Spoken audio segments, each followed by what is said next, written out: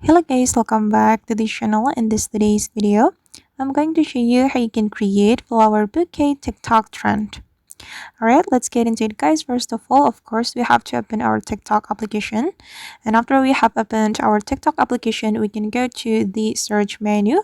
Click on the search icon and you have to search for flowers language folder. Just type in flowers language folder or flowers language effect. Okay, and there will be some options for you and you can choose the effect or the folder that you like. I'm gonna go with this one for example, and then we can click on use this effect.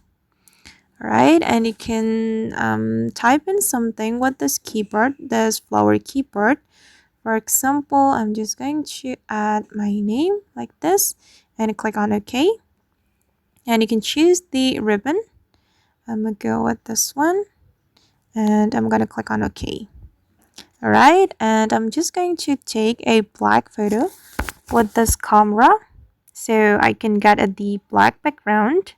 Once you're done, you can click on this check mark to post this photo to your TikTok.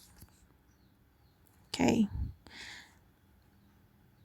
Alright guys, and that's how we can create flower bouquet TikTok trend. I hope this video will be useful for you. Thank you so much for watching and see you in the next video.